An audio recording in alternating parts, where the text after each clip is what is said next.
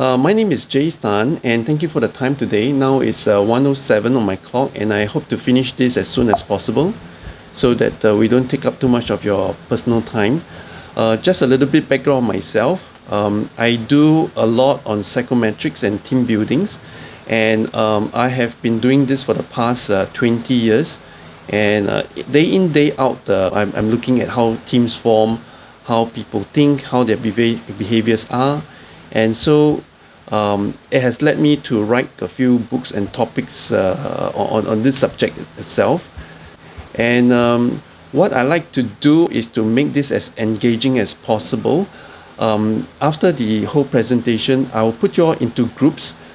Discuss in your group one of the findings that you find it significant to you. Now, in between now and the summary, if you have any questions, please write in the chat, or you can just write it somewhere and we can bring up for Q&A later. So I'll address your questions at the end to avoid any disruptions. Before I start, it's very important to show my gratitude. This research is not possible. Even up to now, we've got people like Usha who's helping to set up for the Zoom and things like that. I like to just thank all those people who has made this possible. A little bit dry into the technical background. It all started in 22nd January and it just concluded just this month. I decided that it's time that we wrap it up. It took approximately about 1.5 years. So during this time, 140 respondents from different countries, they all came in to fill up the questionnaire. And out of the 140, we only took in 127. I do wish that the sample size was much larger, but in terms of the social aspect of doing a study, 127 is good enough to do some analytics. The respondents came from my personal networks as well as networks from my friends. When I say, hey, look, I needed to do this study, and everybody chipped in and say, and went to broadcast to their friends. When we reached a certain number where we couldn't get any more respondents, I went online and then I got paid respondents to do the questionnaire. And these people were totally strangers. Step one was that they all filled up their Identity Perfect 8 questionnaire. For those of you who don't know, it is a questionnaire that we use for finding out values, behaviors, and it's called Perfect 8 because there's only 8 sets of questions. It gives you 16 traits and it gives you 8 strengths that you can actually focus on. Step one was they did it, they got their results, they understood what it meant. It means that it shows their adult behavior. Now, the part two was that they were given a set of questionnaire which ask about their upbringing. So the questions goes like, were both parents around? Did your parents give you enough hugs? Were the parents assuring to you? Did you grow up with your grandparents? How was school like? How was teacher like? Was there any significant elders from the community that was involved in your upbringing and things like that? Then the respondents were given a video that explained the various attachment styles. The people were asked to rate what style reflects them. And when the results were collated, we put them through statistics and the results were analyzed. We are going to talk about how the results are being analyzed and the findings. So the motivation for this research came from my own experience in my personal and romantic relationship. As I reflect, hey, why did I do this? Why do I do that? I could have done this better. I could have done that better. It sort of prompts me, why was I behaving in ways that was very strange to people? The other impact came from being a parent. My little girl is now 8 years old, and I was introduced to this concept called attachment parenting by Kyla. And Kyla was saying, hey, did you know about this thing called the attachment parenting? I said, no, let me read out about it. And I went in to study it. And very interestingly, as I got exposed to the concepts of attachment parenting, I saw similarities in the people that I was coaching. So when I do lots of team building or personal coaching, I see, as you can see the sketches on the right hand side, there were various traits that we measure about people, and I was trying to link some of these attachment styles to the traits, and I say we got to make this more concrete, and that's how we embark on this research. So for those of you who are not very familiar with the attachment style, I'm not going to go into the big history of it. I'm just going to say that this guy, his name was John Bowlby, and he said that depending on how you bring up your child, they grow up to have four styles. Okay, the first one on the top left hand side is the secure style. That means that you're emotionally very secure, you can self-regulate your emotions. Now, the second type is what we call the anxious type. These are the people who feel a certain sense of clinginess, or you fear that people abandon you. You need constant reassurance. And this is due to the way the parents or the adults neglect the child. And that's how the child develop anxiousness. On the bottom left, we have the avoidance style. These are the people who have difficulty expressing their emotions. They tend to be withdrawn from others, and they're unwilling to ask for help. And if you watch movies, the K-drama, the cold, silent, cool dude, or the chill girl that everybody wants to attract, I sort of think that they are the avoidance style, because they actually have difficulty pairing with people, but other people find it attractive. Now, the bottom left is what we call the disorganized. And the disorganized style are literally quite a mix of all the top three: secure, anxious, and avoidant. What it means is that they tend to be totally disorganized. They tend to be sometimes emotionally secure, and they can shift from being secure to anxious, and shift from being anxious to avoidant, and then subsequently go back to being secure again. So they are pretty much like the weather. It depends on the triggers that they have. This is the foundation understanding we need to know about the attachment styles. And I shall move on. So I've categorized the research findings into three areas: A, B, and C. And I just need to put in a disclaimer, because information is always changing, and what I'm saying comes from the information that has been minted or digested from what we have from the 127 people. Information may change, and that's why it's important to say that this does not constitute the final, and this also does not constitute a professional help. If you need help, please look for somebody who is able to attend to your needs in this area. So going into the findings, section A. Now, I had this hunch, because earlier on, when all the researchers were talking about attachment style, they put people into one style. You had to be this or that. And so what I did in the questionnaire was I did ask them which one was most like you, which one was the least like you, but I also allowed them to put in a certain spectrum. Do you think that you're like this and more like this? And a lot of them say yes. I am, for example, perhaps 75% emotionally secure, but sometimes I'm anxious as well. So you may not just fit into one type. It could be a mixture of different types. And I say that there's a potential for further research in this area. Now, the second one is if you belong to a disorganized attachment style, and your partner happens to be as well, you are likely to experience a lot of fireworks in your relationship. So both fizzles and both explode. And as I was younger, I heard this interesting story about a friend's friend, and when they have fights, they would smash the dishes, they would punch each other, they would use fingernails, and they would scar each other's face and things like that, but will always kiss and make up. And I would say, oh my God, does that really happen? So I kind of think of that it could be that they are on the extreme spectrum. They're so volatile, and they could be so disorganized, and they experience the most dramatic fights. Moving on. Now, one thing that we also ask about the people is that do you talk things out? What is your verbal rate between yourself and your partner? And those people who rated high, they also rated that their relationship has less drama. So probably because that they are able to talk things out, and both parties is able to understand each other. Now, When children feel assured of their mother's love, they are more likely to seek help when they face challenges or are in need of assistance. That means they are emotionally more secure. They are more likely to ask for help. Hey, I need help, when they are young, as well as when they grow up older. And at this point, is it a surprise that a lot of the lower income group people, they tend to keep to themselves and struggle on their own?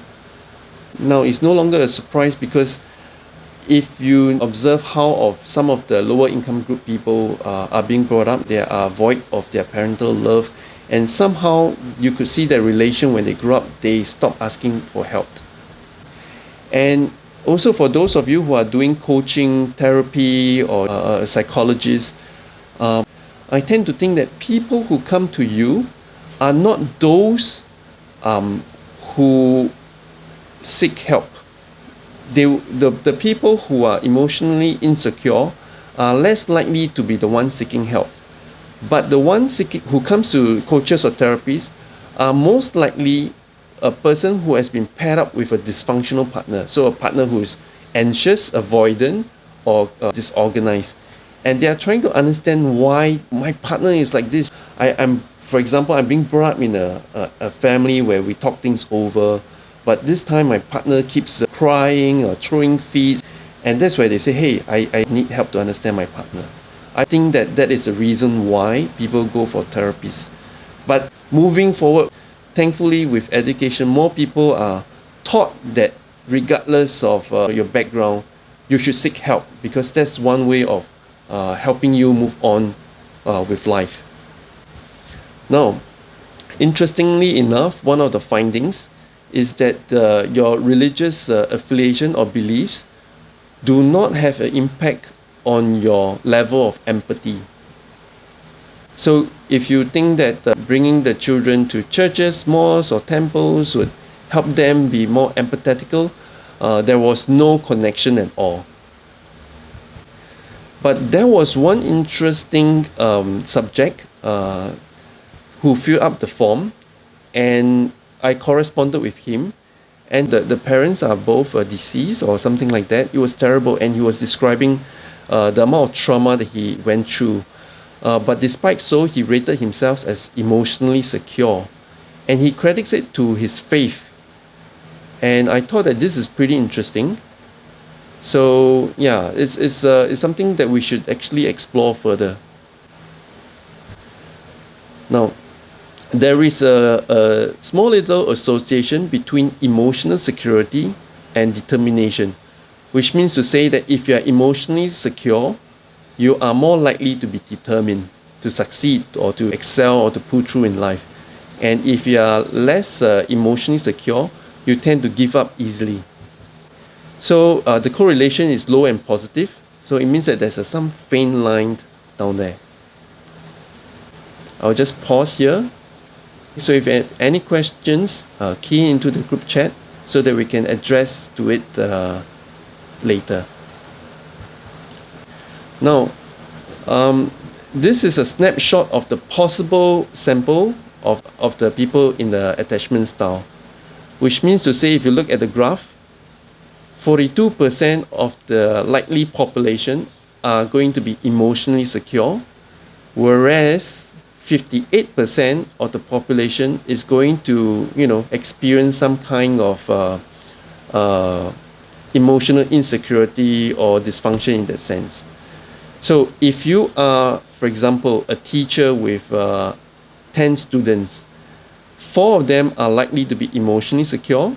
The rest are going to be likely to be anxious, avoidant, or disorganized. Now, if you put this into different contexts like training or even coaching, okay, you are likely to be experiencing or facing people who are going to be more dysfunctional than those who are emotionally secure. Write in the group chat the questions you may have. Now, I'm going to move on to research finding B. One of the interesting things that I was motivated to find out was that I sort of think that some of them look quite similar, these 4 styles, and certain points they are quite different.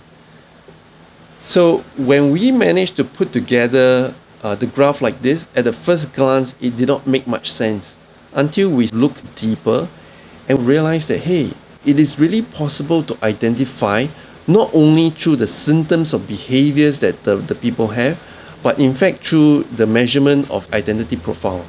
So I'll zoom into the next slide now. So on top, you see the 4 different types. N stands for the number of people. N, that means 53 people, 25 people, 19, 23. Now, these are the characteristics of the people who are emotionally secure, and these are the similarities. So, people who are emotionally secure show similarity to people who are emotionally avoidant and emotionally disorganized. And now, people who are emotionally secure also show certain similarities with those people who are high in attachment. Same likewise, the third similarity is people who are low in dominance, who are secure. The high disorganized are also low dominance. So what it means is sometimes a person can be emotionally avoidant and disorganized but appear to be emotionally secure. So as they go for job interviews, for example, the position of a CEO, they may appear to be emotionally secure, but they could be disorganized or emotionally avoidant. Or if you are going out on a date, the first 25 dates, your partners could show himself or herself to be emotionally secure, but could end up to be quite a different person after that. So, like what I was saying, the interesting finds is that one type can be mistaken for another. So avoidant and disorganized types can be mistaken for emotionally secure types. The disorganized type, because of the high attachment, can be confused over the secure type. The disorganized type can be confused over the secure type because of the low dominance, which was basically what I was saying just now. So the implications in terms of romance, workplace, parenting are there. So other interesting findings is that people who tend to be emotionally avoidant tends to speak up, while those who tend to be disorganized, they tend to keep silent. The reason, I really don't know. I'm also very curious to find out why people who are emotionally avoidant tend to speak up more.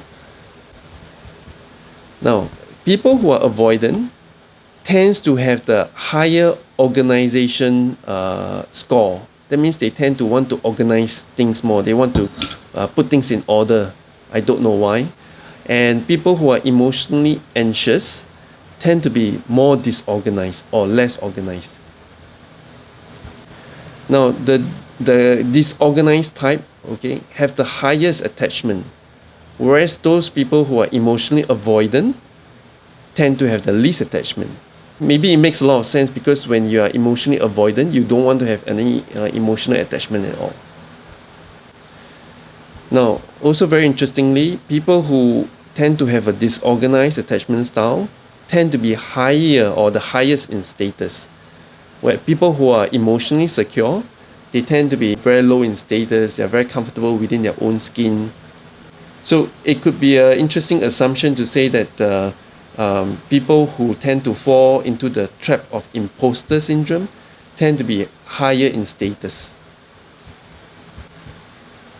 Now, people who are emotionally secure tend to have the highest leading score. That means they tend to be better as leaders. When nobody is making decisions, they tend to be able to step up forward to lead others. Whereas the people who are disorganized tend to be the ones who avoid trying to be the leader. Now, this is an interesting finding. We know this from a lot of the identity data that we have. We have this scale called tactfulness. And when you're high in tactfulness, you're able to sense the underlying currents or the politics within the company. Whereas those people who are emotionally secure, they tend to have the lowest tactfulness. And in other words, they tend to be very gullible. Now, if you look at the way that they are being brought up, people who always have the assurance of their mothers or fathers or their family will always think that the world is beautiful out there. Whereas the other styles, especially the disorganized, will tend to find that the world is quite a deceitful place and a dangerous place to be in. Now, we also found that the people who has the highest quality score, the quality score is a dimension which is measured in identity profiling. They tend to be the anxious, and the most disorganized ones are having the lowest quality score. And one interesting question mark we have is that we all know that Steve Jobs is a person of high quality. And does it also mean that he has a lot of anxiousness in him? Because if you look at his biography and as well as those people who work for him, he tends to be a person who is very anxious and critical, and he wants to drive results. So, but unfortunately, we can't get him to take tests. But looking at backtracking the patterns, maybe we have a lot more data collection, and the next Steve Jobs will be able to find out if there's a correlation.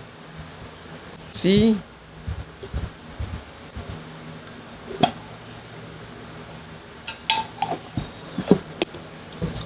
So there are a lot more findings, but I'm taking out some of those which is more important. And some of them seems to be like a lot of common sense in our daily life, so I've taken those out. Now, for those who says that they are emotionally more secure, remember the benefits of emotional security is that you are able to bounce back from adversary, you're more resilient and things like that. You have higher determination, you're more likely to be a leader. They all rated that their parents were emotionally available. Now, in the questionnaire, we asked them, were the parents physically available? And we also asked the question, were your parents emotionally available? Physically availability does not equate to emotional availability.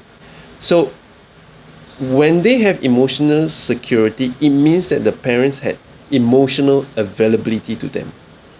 We'll talk about a lot of applications like mindfulness and things like that for parenting later. Let me just go through the data. Those who rated that they had lower emotional security, which means that they could fall to the third 3 dysfunctional type, they all rated that the attention that their parents gave to them were very low. So the way to make your child be emotionally insecure is to not be there, as well as not to listen to them. And when your kid comes running to you, mommy, mommy, mommy, daddy, daddy, daddy, let me show you this toy that I built, and you just swipe it aside and say, don't bother me. And this could be the impact where they will grow up to feel emotionally anxious or avoidant. Now, I think this is also a very interesting data. When the parents were over controlling, they tend to be less emotionally secure.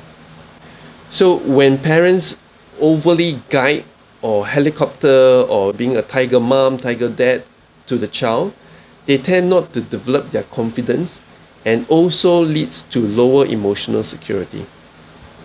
Moving on. Now, this is interesting. People who are married or stay in a domestic partnership shows more emotional stability.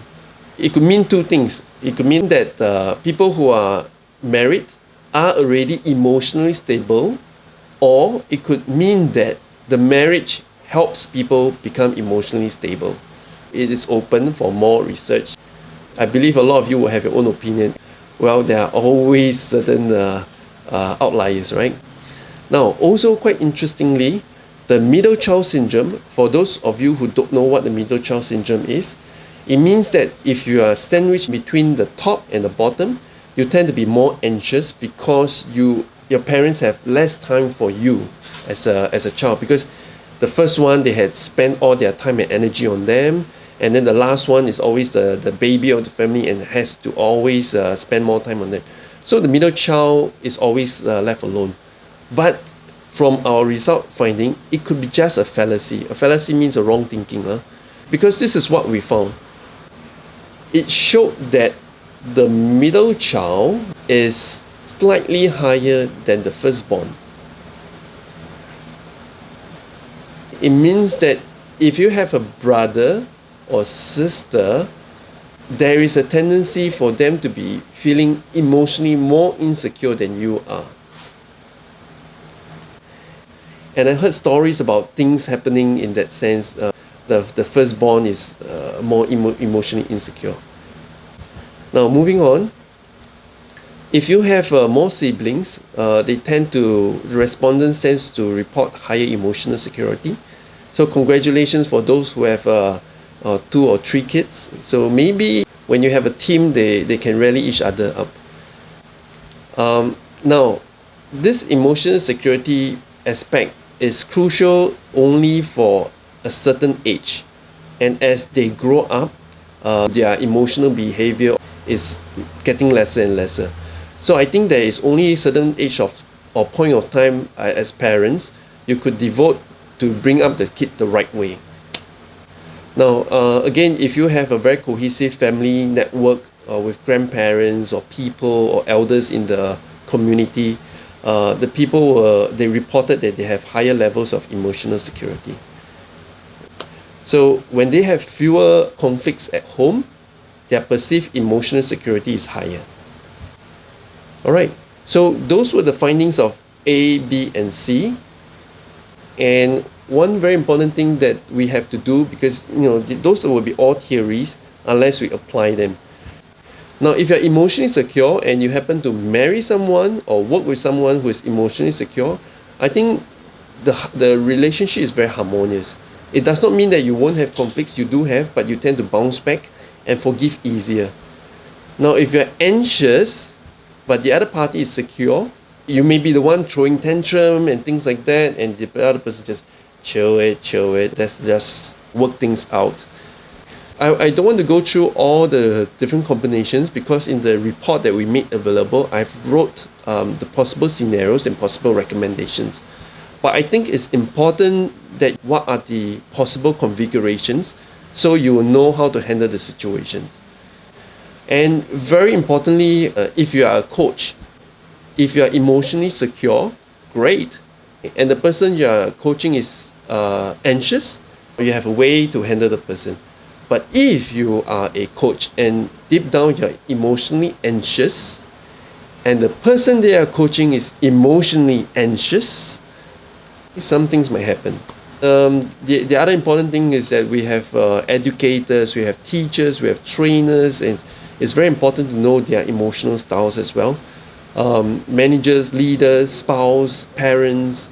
Yeah, so if you are struggling as a parent and you are emotionally avoidant and you push the kids away and say, go play on your own, it's their coping mechanism, because that's all that they can feel in terms of their emotional cup, because it's only so small. Now, something which I thought was quite interesting were the feedback that the people gave when they did the questionnaire and they had their identity profiling. These were the 140 people who has filled out the questionnaire. The first person wrote, I experienced thousands of emotions throughout the questionnaire answering session, and it was a kind of a self-realization experience. The second one was pleased to answer the question and help him realize the traits that he has. This is included in the report itself. So one of it was in the childhood education, helps to understand the theory and the reasons. This person says it's like a full circle moment, whereby this was where I was, now this is where I am. And there was a kind of a realization. So, questions and answer time. Kyla said, what about father's love? It was pretty interesting, because it seems that the mother is the key pillar. The father has little significance to building up emotional security. I think the father is just there to clean the house, yeah, and bring in the money. I think it's open for further grinding of the data. Usha also says, oh, why is it the mother's love and not father's love? Oh, what does it mean for single parents? Previously, I was speaking from an evidence base. Now, I'm speaking from my assumption. When the mother is not around and the father has to play a role, then I think the child looks to the father for the emotional security or the emotional development. Because there were some people whom I interviewed, they say that they did not grow up with their maternal mother or father, they instead grew up with their grandparents. And that's how they develop their emotional style. So it depends on the key pillar. Laura says it's more about primary attachment with the caregiver they spend time with. Yep. Yes, Laura, great. Usha now says, what are some ways we can tell if someone in each type, especially the ones that are mistaken? Are there pertinent behavior traits that we can look out for or questions we can ask? Now, it's very interesting because when we all walk around in the parks or in the shopping center, we are masking ourselves. We are fitting ourselves into the behaviors that the society expects of us. We take off the mask when we are triggered by something. And this is especially so in a one-to-one confrontational situation. So sometimes it's very difficult to find out exactly what the person is likely to be until there is a close engagement. So I'm not too sure whether you have some experiences with friends that every other single second has to call you and talk to you.